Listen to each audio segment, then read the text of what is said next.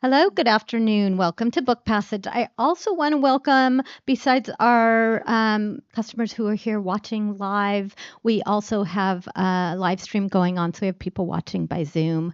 So welcome to all of you. Thank you for being here. Your presence and support here are what keeps Book Passage such a strong part of our community. So we value you being here. We value you buying books and cards. It means a lot to us. I do want to do a quick reminder to please silence your cell phones. Last night at an event, it was funny. The owner forgot to silence his cell phone at the bookstore right at the beginning. So if you could do that, we really appreciate that. Um, I have the genuinely delightful task of introducing our conversation today. Is there anyone here who has not read The Woman in the Window? I'm just curious. Oh, there's a few of you. Okay, well, definitely a few. You're gonna have to get two books today then. Um, so you are definitely in the minority because millions and millions have read that book. This was author A.J. Finn's first novel. Woman in the Window was a global phenomenon. It was the basis for a hit film, and one of my favorite mysteries, I have to say. And it was his debut novel. It's amazing. I do have to I have a disclaimer. I have to make a confession that I have had the enviable job of driving AJ Finn around for the last 24 hours. I know, I'm really lucky. He had a book event last night. I got to take him to that and bring him here today. So I was a fan after Woman in the Window, but now I think I've elevated to super fan. Spending time with him. Am I embarrassing you? Anyway, he is funny and open and humble and smart. Obviously, a good writer, and he loves dogs. It sounds like I'm writing his dating profile, but but all of that makes just makes you want to read his books. And I'm currently a third of the way through this book, End of Story. This thriller, I'm hooked, and the only thing better than having time to continue reading it is that I got to get to know him and this person who created these fascinating and complex characters that make up this book. On top of beguiling and rich characters and a creative plot, it is set in our beloved San Francisco. So thank you for that. For those of you who love noir, you're in for a treat because it is fabulous bow to noir. And just when it is time for the Q&A, ask him about the origin story of his dog Ike.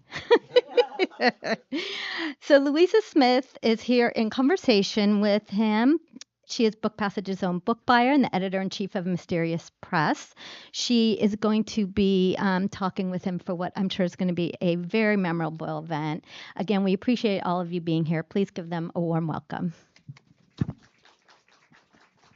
Thank you, guys. Thank you, everyone, for being here. And I have to admit, I'm also a super fan friend of, we're going to call him by his real name today, which is Dan Mallory.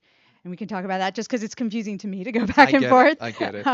But I have to tell you, Dan is one of the smartest, one of the funniest, and one of the kindest people you would ever be lucky enough to know. And all of that is evident in this book. This is my favorite place in the world. This book is really a love letter to mystery writers, mystery lovers, mystery readers.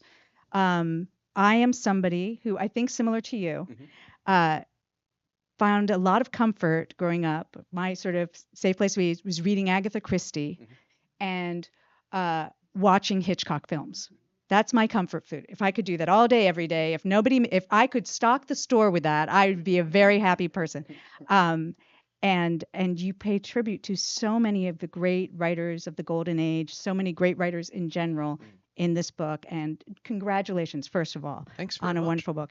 But let's go back. Let's tell everybody a little bit more about the story. Can you give them just the tiny pitch of what this story is first? Sure. So End of Story is a psychological thriller set largely in Pacific Heights, but also all around San Francisco. And it's about a 70-year-old crime novelist named Sebastian Trapp, who has made millions, hence the house in Pacific Heights, writing a series of historical detective novels. And for about 5 years, he's been corresponding with an ardent crime fiction fan named Nikki Hunter. They've never actually met. They've just been writing longhand to each other. And one day, this is before the novel actually begins, Sebastian writes to Nikki and says, "Bad luck. I'm dying of kidney failure. I've got about 3 months to live. And I would like for you, my devoted reader, to come out to San Francisco and shack up with me and my second wife and my grown daughter in our lavish mansion and help me write my life story." And Nikki accepts this commission, in part because she is a great fan of his, but also because, well, she's a little curious. 20 years earlier, on New Year's Eve 1999, Sebastian Trapp's first wife and teenage son vanished from separate points in San Francisco, never to be heard from again. And as Nikki, in the present, helps Sebastian with his memoirs, she comes to suspect that someone in his inner circle might know much more than what they've said about what really happened 2 decades ago. In the middle of the book, there's another body, and at the end, we discover what happened. Now, does that sound good? It's a is good. masterpiece, I've got to be honest. It's a masterpiece, and It's not a masterpiece. there. Event over. Thank you for coming today. It is. It really is. An enigma wrapped in a mystery. It is, and I love these characters so much. So I have to ask, because it is so beautifully plotted, and because there's such great characters, what did you start with first when you were thinking about this book? Did you come up with who you wanted to write about, or did you come up with what you wanted to, what sort of story you wanted to tell?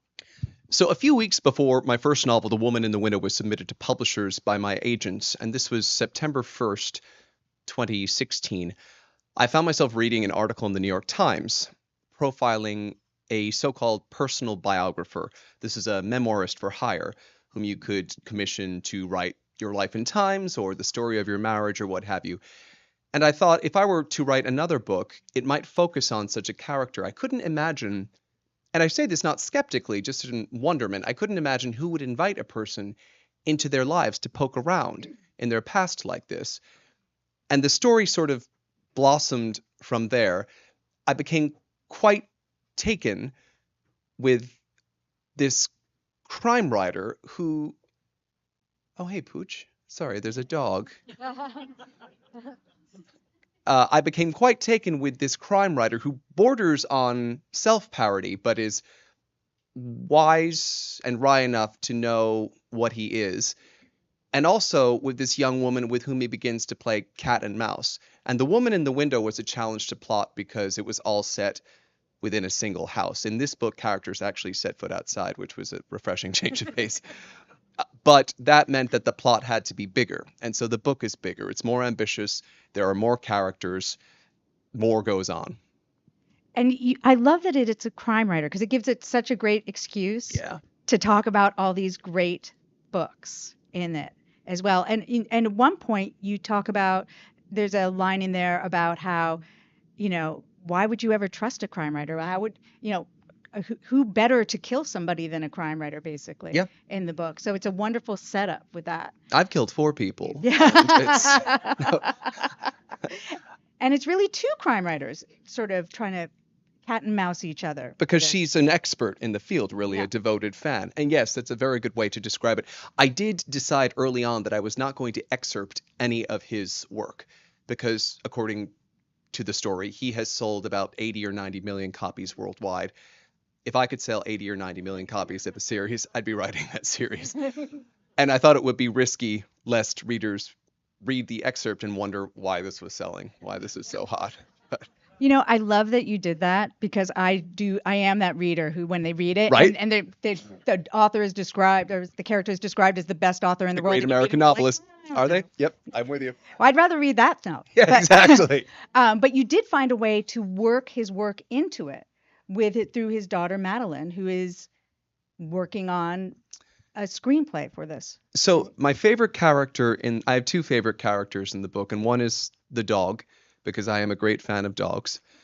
and the other is his grown daughter, Madeline, for whom life hasn't quite worked out. She's about 40 and having dropped out of law school, having failed at assorted jobs, she now lives in her dad's house in the shadow of his quite perfect second wife, and she's never really gotten over the disappearance, the double disappearance, her mother and her brother, as you would expect. In her father's dying days, she has decided to adapt his first book as a film. And I don't devote too much attention to this subplot. I get a little antsy when a book features lots of excerpts from other media, but we do see a couple of her efforts at screenwriting, which are not particularly impressive.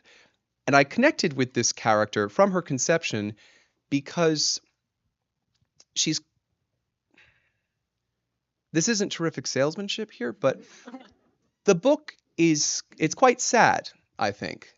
Uh, a lot of readers in the months and years after The Woman in the Window was published told me that they responded to it as they did not because of the mystery necessarily, but because of its emotional intensity and its melancholy. And I am a fairly emotionally intense person, and I'm also quite a sad person. It's just my default setting. Now I'm writing my Tinder profile. Line up, boys. Uh, this character is sad as well. And I've got just nothing but empathy for someone who feels down on herself as this character does. And one of the reasons I am, if I may, quite proud of this book is that while I hope you can enjoy it as a fairly intricate thriller, and while I hope you are surprised by its twists and revelations, I believe this is a book, I hope this is a book that can be experienced as something. See, I've got a. Right on. I hope this can be experienced as something more layered, more moving. And this character, as with several others, really moved me. That probably sounds immodest, but I just congratulated myself as I was tapping it out. Just Um, what you're saying just made me think about, because I think a lot of us think about mysteries as being whodunits, but you make it very clear in this book that what interests you and what interests this author is it being a why does it? And there's just a small quote here where the author is talking about what he writes. Um, Escapist readers might reject psychological mysteries, says Sebastian, too grim. So we played up the historical angle and smuggled the psychology in undercover. I'm interested in the wounds people keep secret. And I feel like you're doing that in here really beautifully, thank you. uncovering why these characters are acting this way, what they're, and it's actually a very funny book. He's talking about all these very sad things, but they're very witty and they're very kind of insightful as to what they're doing also, I thought, during the book. Well, thanks for that. I mean, I think it's hilarious, but I was just like, uh, simply because I don't like a book that's too grim. And also, while no one will mistake this book for real life, it is slightly heightened, and the characters do speak in ways that are wittier and more polished than we would in our lives. Uh, that too sounds immodest. What I mean is that there's a style to it, a faint style to it that's intended to evoke older films and older novels. But even in banal real life, we tell jokes and situations are funny, and so I've tried to sprinkle some of that into the book as well. You do say in the book, I think it's actually in the end, in your notes, in the author's notes, about who was it that said it? About San Francisco. Oh, It was Paul Kantner? Paul Kantner being 10 square miles of Surrounded by reality. Yes, Yes. 10 square miles of fantasy surrounded by reality, which is such a great description for San Francisco. And the book really is kind of that. It's kind of like, even though you not like Woman in the Window where you're trapped, but here there is a feeling of being within something, within this mystery place, this world. There's a Manderly kind of feeling from Rebecca. That you feel Rebecca over and over again, actually, as you're reading it, and you do evoke that sort of magical. It's not quite. It's very gothic, Yep. actually, that you're doing in that. I So- love the Gothic. I've always responded to the Gothic. I love Wilkie Collins. I love Dickens. I love Rebecca, etc. And The Woman in the Window itself was fairly Gothic. This house it's kind of ridiculous. It's almost over the top. I've also always responded to films from the 40s and 50s, film noir in particular, as well as Hitchcock from the 40s and 50s through the 60s and even into the 70s. I like their style. I like how the camera rushes up to the heroine's face.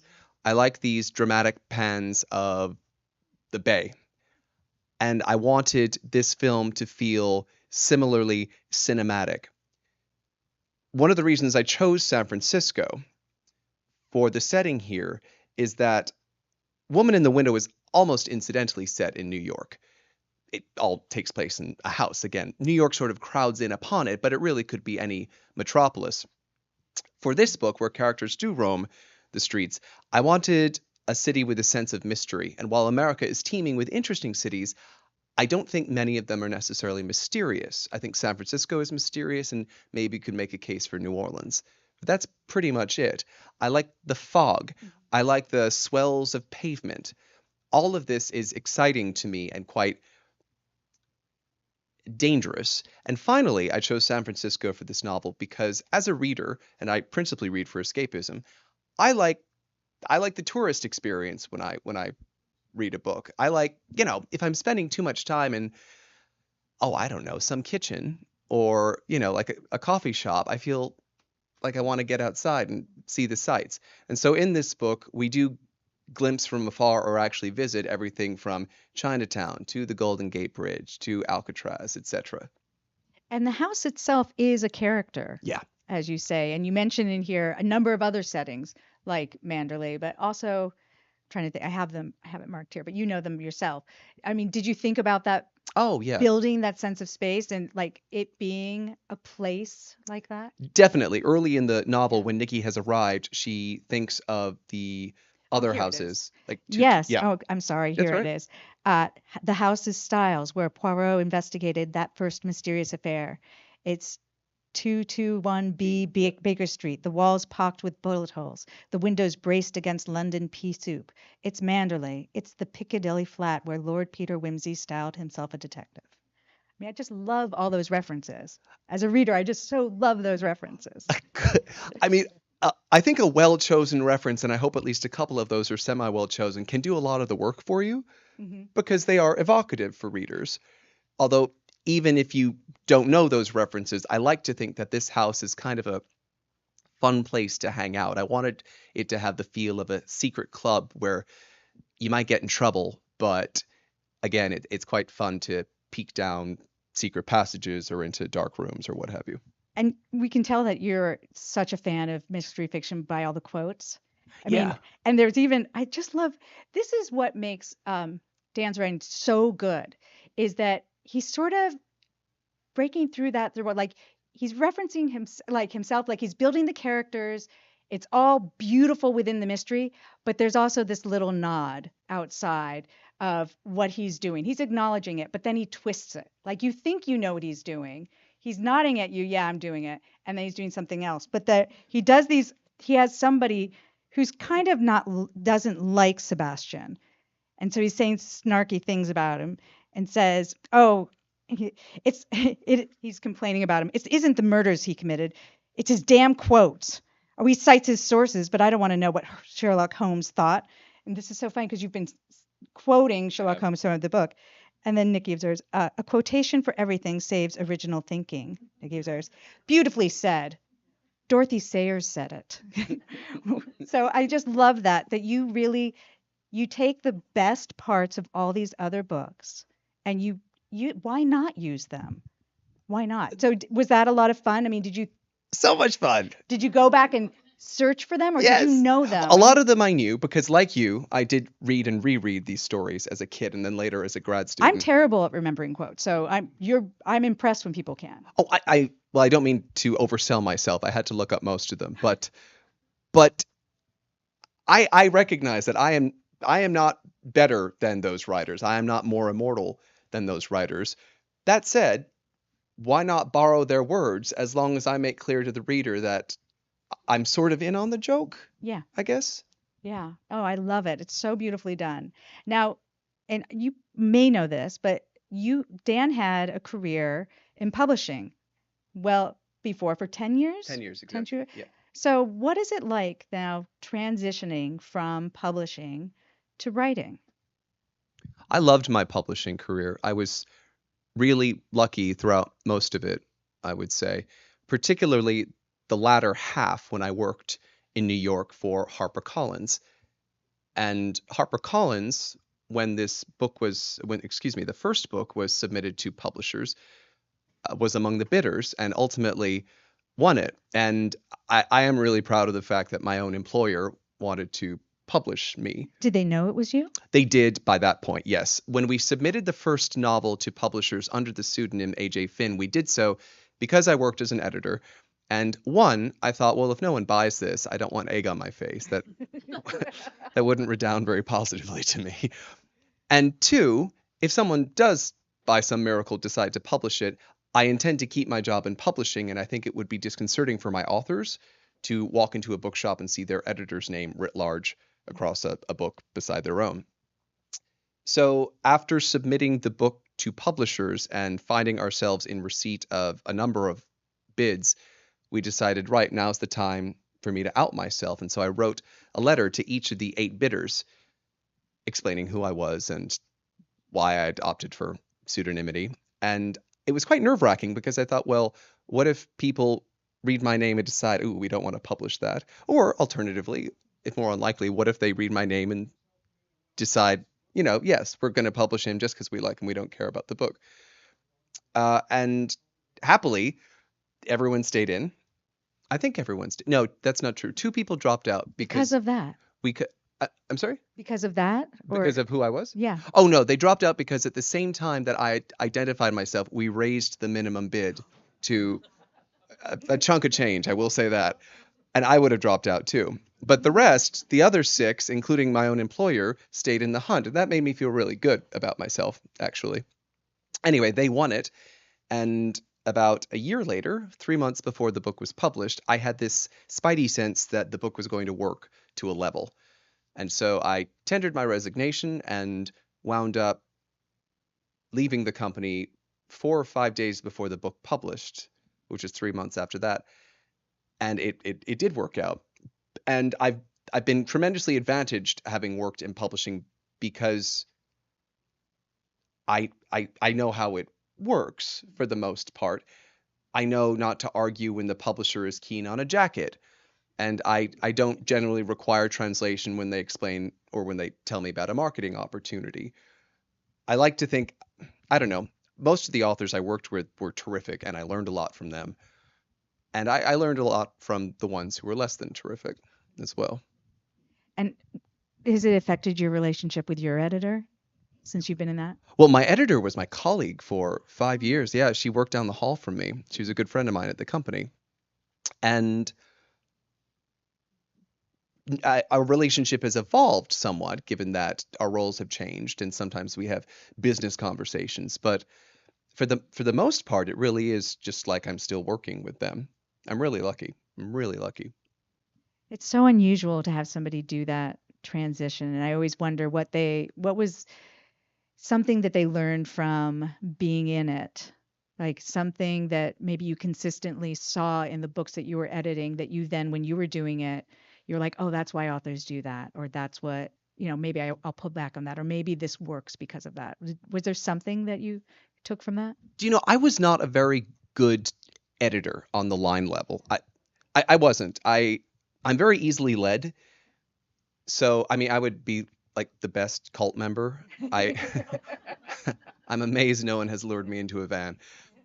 So when I would read an author's manuscript, I'd think, oh yeah, that's great. That works for me. What I was okay at was the publishing, what you do well, you do both, but jacketing and working on titles and all of that. I really being an effective in-house champion for the book. So what I learned most from the authors whom I edited and published was how to behave in a professional manner. And that means bowing to collective wisdom. That means not taking frustrations out on any member of the publishing staff. That was my education. Wow. Um, in the book also, you talk about how, and I believe it's Lolita that you bring up in reference to how books that aren't typically mysteries are mysteries, Yes. which is something that I feel strongly about. Yes. That every book, in a sense, is a mystery. Just some have dead bodies in it. Yeah. Um, but I mean, so what drew you to writing a mystery? You're right. It's early in the book when Nikki is explaining her affection, her love for the mystery genre, and she notes that a lot of the students she teaches are very much fixated on so-called literary fiction, and she explains that a lot of great American novels are in fact mysteries. Lolita, The Great Gatsby is a mystery. Native Son is a mystery. Louisa, I totally forget your question. Was it? Was it a, What drew you to writing oh, there we mysteries? go. Thank you. I read them as a kid. I And you always, this is the genre you wanted to work in. yeah, I get I like a plot and I like a puzzle. I'm not very good at figuring out who done it at all. So I'm, reliably surprised by the end. It's nice to have that in store. It, Do you always know who done it when you start a book?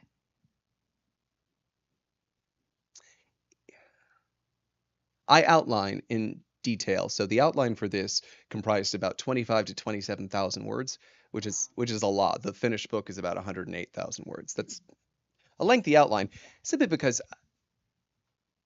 Well, this one's so it's so complex. elaborate. Yeah. Yep, yep. And some authors talk about how their characters surprise them.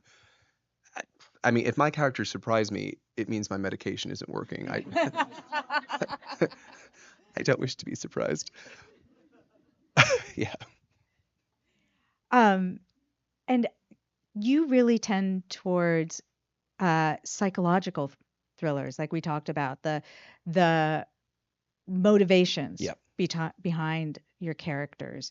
Is it difficult to come up with motivations? How do you figure out the motivations, and what motivations are interesting? Oh, that is an excellent question. I do think it's tough to come up with motive. I pay a lot of attention, or I try to the who aspect of it, because solving the identity issue is what's going to keep most readers reading. But much as I love Agatha Christie, I have found on rereading that, so often it boils down to inheritance, which is, I don't know, it's only so interesting. Probably more in England. I think much more in English, yes. Uh, it is tough to supply a motive that is both interesting and credible. And that is why this book took 7 years to write. I'm kidding. 7 That's not years. why. I was I was just watching TV. That's There's also a mention in here. I mean, look at our audience. A lot of women read mysteries. yes. Um, but you talk in here about how so many of your favorite mystery authors are women, Yes. in part because I think you say that they're more empathetic, or maybe because they've been in a system that has been more dangerous. That's correct. Yes, the Inherently. latter. Yeah. Can you talk a little bit about that? Sure, there's an exchange, I think, when Sebastian is explaining that in his view the best mystery writers are women, and Nikki asks him why, and uh, he says they have to deal with threats on a daily basis, and she says what sort, and he says men. Uh, and I'm a 6'3" man. I do not have to deal with threats on a daily basis, but everyone in my professional life, my literary agents, my editors, my publishers, everyone is a woman. I have a mother and two sisters, and I also we spend most of our time in Tribeca, in New York, and it's a neighborhood heavily populated by young women.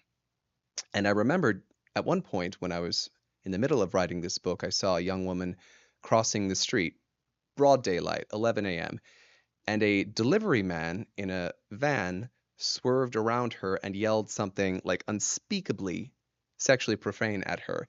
And I saw her shoulders stiffen. And I was I was stunned by this. And this young woman just kept going. And I mean, it was repulsive, honestly. And I wondered how many times a week that happened to her. And I feel grateful that it doesn't happen to me. And in The Woman in the Window, the title character, a woman, is routinely disbelieved by men. The women in this book, and 3 of the 4 central characters are women, have to contend with some measure of male entitlement. And I don't think that this is a book with a particularly strong social conscience, but I admire or I admire anyone who has to put up with bullshit. And I don't know nearly as much about that as the women in my life do. You know, it's interesting because just in this week, my daughter came to me to show me an article where they did this study where they put these glasses on men and women who walked down a street, and they tracked where the women looked and where the men looked. And the women were all looking to the sides of the road, the periphery, and the men were all looking straight away ahead. And it'd be interesting as a writer, if you always had to pay attention to all those details, what would you bring into the book versus the like, what's the plot? Who killed who? The narrative. Yeah. Exactly, which I thought was interesting. And then the other thing is I read a article this morning about somebody who was saying that where they talk about women's intuition, she said that's not women's intuition. It's anybody that's a subordinate. Because if you're subordinate, you have to pay attention to the emotional, whatever's going on with the person above you, because you don't want to upset them. And when they put a woman in that position, the person below them reacts the same way as what we call women's intuition, which I thought was so interesting. Emotional attunement, basically. Emotionally, they have to be more attuned with the people above them because it's dangerous not to be. You know, the danger may just be losing your job or somebody getting mad at you. I'm not talking necessarily, but that's why women have that. It's not that you're innately born with it. You're born into a position that makes you have that. That's fascinating. And it made me think so much of these great female characters you have in your book. I mean, your books are in some ways quite feminist. I think, yeah, I think so. I hope so. Do you actively think about that as you're writing that, or is it something that just that's your perspective?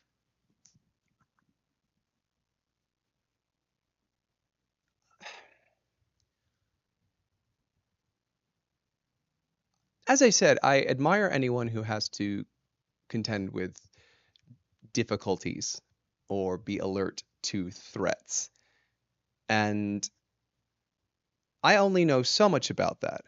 I'm a gay person, so there's that. It's not nothing. And I have bipolar disorder, which has been tough for me to live with.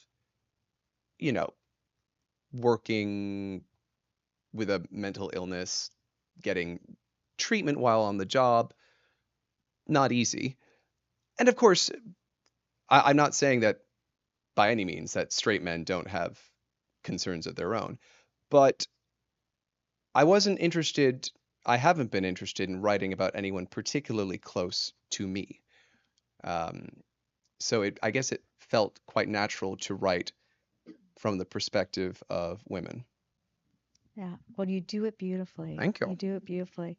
It's about time for us to open up to questions I can keep going, so don't feel like you have to. As you can see, I have lots of notes, but I just want to start opening it up if any of you guys have questions out there. And please wait for the microphone because people online. If you're online and you'd like to ask a question, put it in the chat and we will make sure to take care of that. So I see 2. First of all, fangirling out, just being real. Oh, what's your name? Like, this is killing me. I'm just wondering, when you talked about the daughter and Yes. it was visible that Yes. she touched you. It's visible that she's still with you and will probably always be with you. When she first tickled your ear, was it a familiar sound?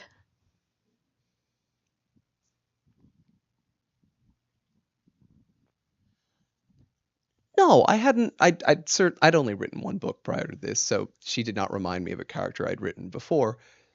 She, I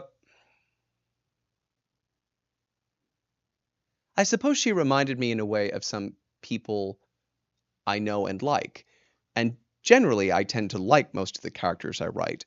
I don't want to spend too much time with someone I actively dislike. That's also in my dating profile. Uh, but her voice to me felt quite fresh, at least in my ear, if not on the page.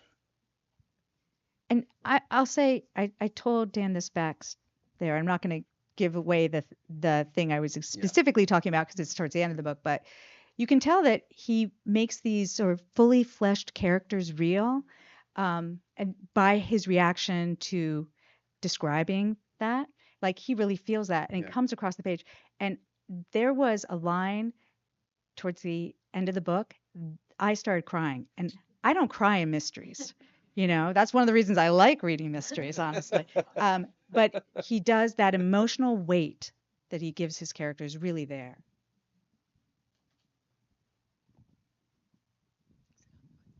Yeah, I'd love to hear who some of your favorite women mystery writers are. And I'd also like to know, since you've been on both the publishing and the writing into books, what do you think of all these graduate writing programs and novel certificate programs now? And does one really need to go through that before publishing a first novel? Okay, I'll take it in order. Some of the female fiction writers I admire. Oh gosh, where to begin? Amongst the long dead, I like Ruth Rendell. She's not that long dead, actually, but she's dead. I like P.D. James. I love Ruth Rendell. I like Celia Fremlin, who is sort of the British Patricia Highsmith. I liked Patricia Highsmith a lot when I was a grad student, and I did my master's on her work. Since then, I've soured on her a bit just because she's so almost rancidly misogynistic. Well, misanthropic, let's say that, but there are lashings of misogyny there. I don't much care for Baroness Orczy. I think she's a pretty clumsy writer. So I realize you didn't ask me whom I didn't like. I just had to. Keeping it honest. Yep, exactly. And I like Du Maurier, obviously. I think that maybe sometimes she's more successful with her atmosphere and with her characters than with the actual narrative. But I still really like her. And amongst the contemporary set, I think Gillian Flynn is just an exceptionally good writer. Just on the prose level, she is such a good writer. She's also a really lovely woman. Who else? Oh, how could I forget? She's coming out with a new book in a couple of weeks, Tana French. Like, I wish I could write like Tana French. I really do. She is someone who writes these splendid, rich, moving novels that happen to be police procedurals, as I see it. And as for the graduate programs, I did not do one in creative writing. You were a lit major? I did English. Yeah, I did English at Duke, and then I did my master's for 2 years at Oxford, and then I went back to Oxford a few years later for my doctorate. But I didn't finish that. I left 7 terms into 9 because I was quite moody, and then went back into publishing, British publishing. But I don't really know much about literary fiction, so-called, and perhaps if that's what you're looking to write, it is useful, maybe. One hears that, oh, you form useful connections, presumably with one's professors. I don't know. I always suggest to people who are interested in writing professionally that the best practice is to read, because you learn so much that way. And I think it's probably sensible to worry later about finding an agent or a publisher.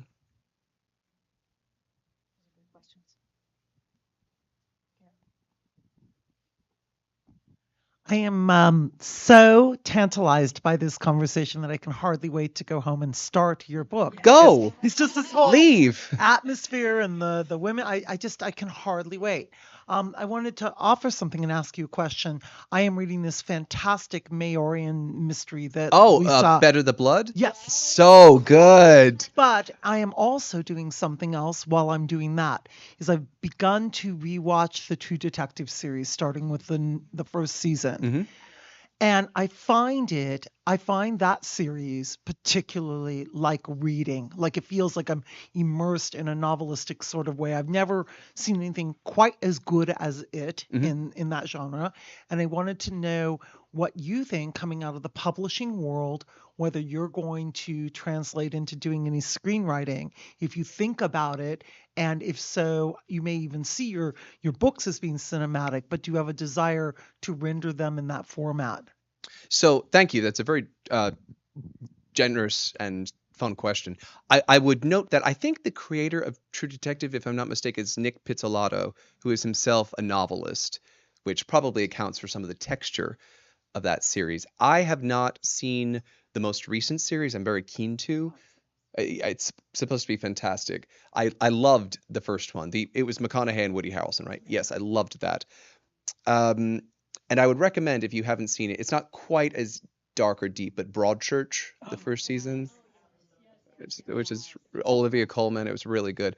As for me, I don't intend at this stage to explore screenwriting. I'd like to at some point, because I gather that and I hear this from novelists turned screenwriters. I gather it's easier because you don't have to do nearly as much writing.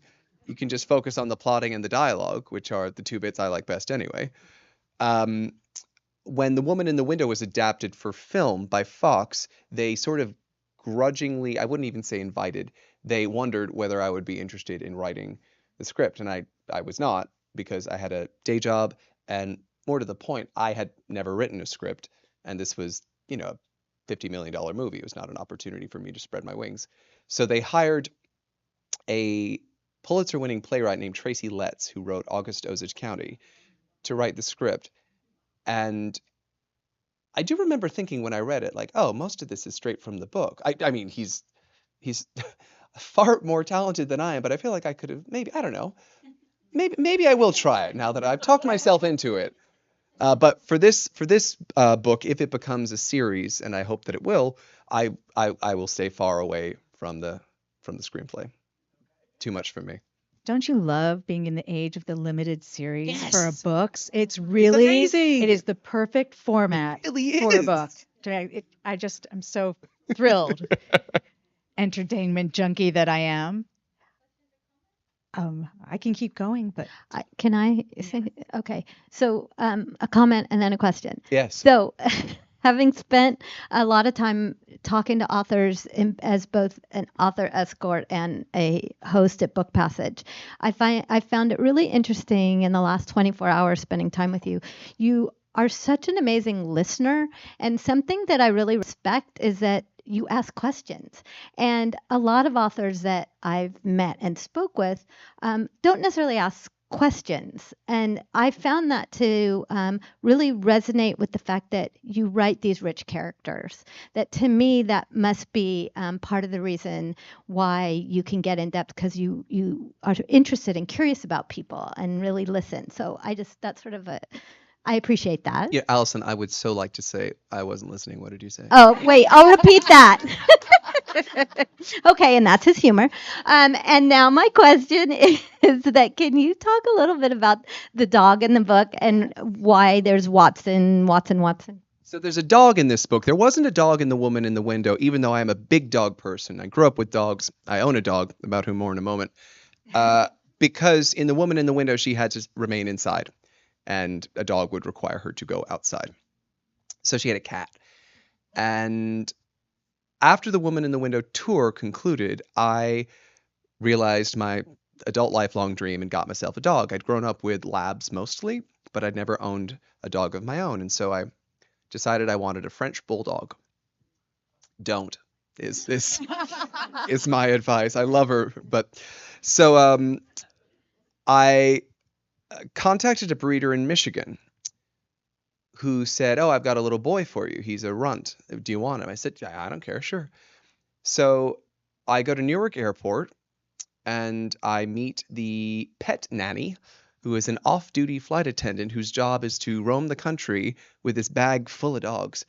And well, one at a time usually, but and then distribute them to their new owners. And I'd named my little boy Ike.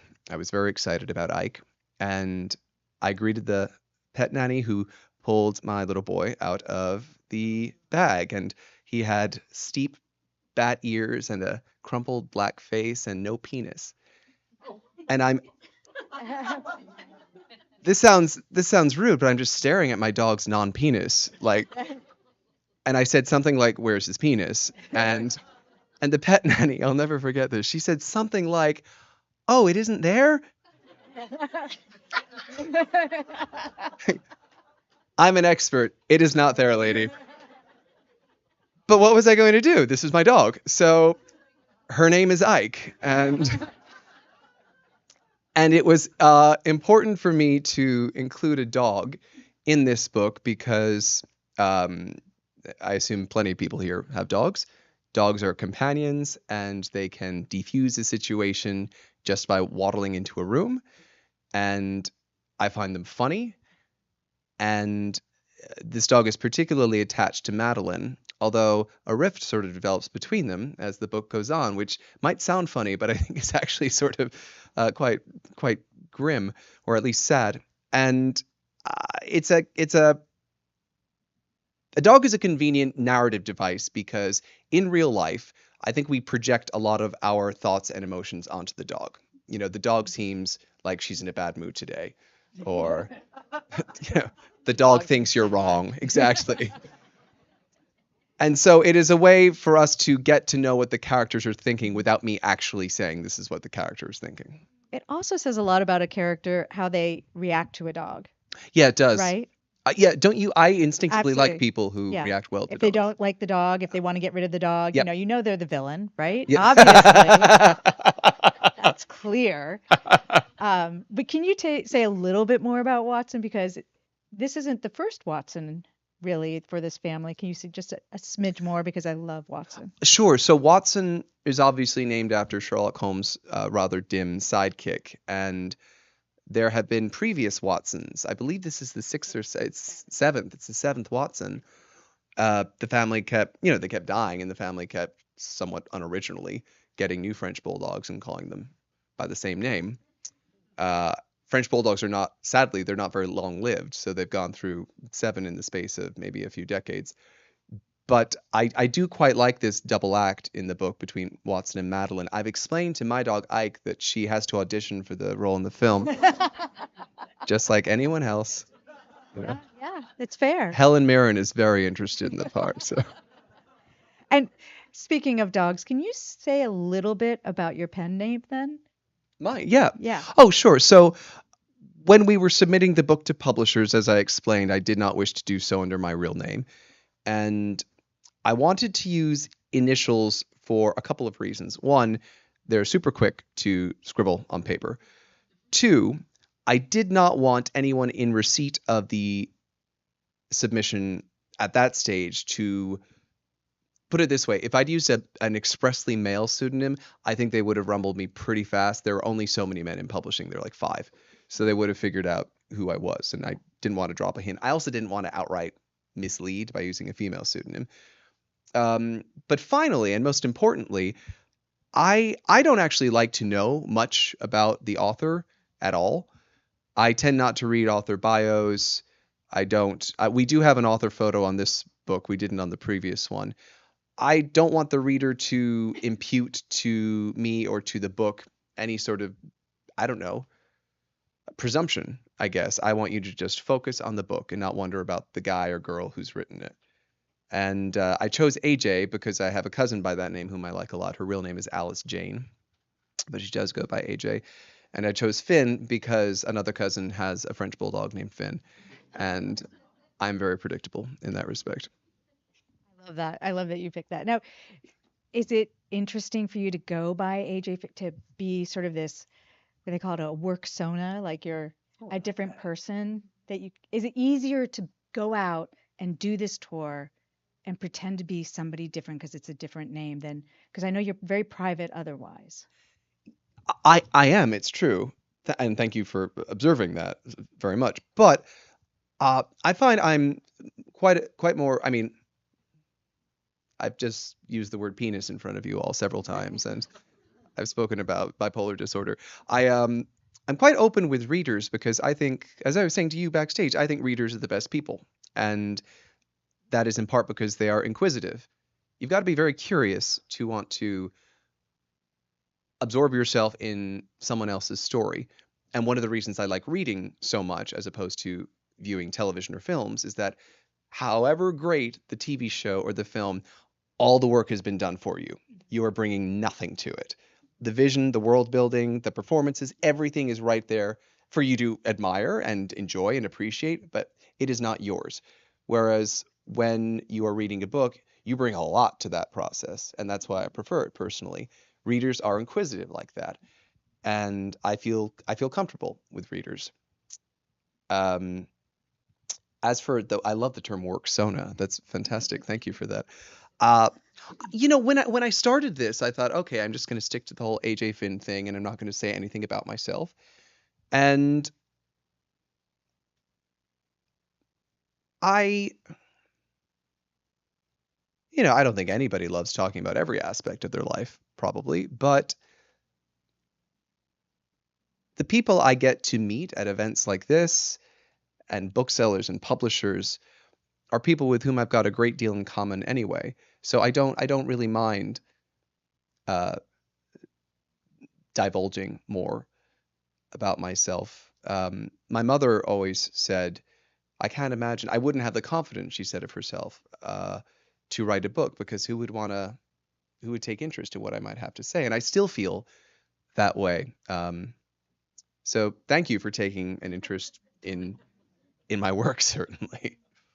Oh, that feels like kind of the perfect time, unless there's a question out there that somebody's dying. This is wonderful. Congratulations. Thank you. Thank you everybody for being here today. Really appreciate it. And if I may, I just want to say that it's been 6 years since my last book was published, and I've only done a few events. This is the beginning of my tour. And it's not easy, particularly after 6 years. But you've made this very easy for me, so thank you. Well, thank you Thank so you. much. We so appreciate it. Thank you, Louisa, for your fabulous questions and conversing. And I want to thank the audience here and online. We really appreciate your supporting us. There will be signed copies of the book for those of you who are watching by Zoom.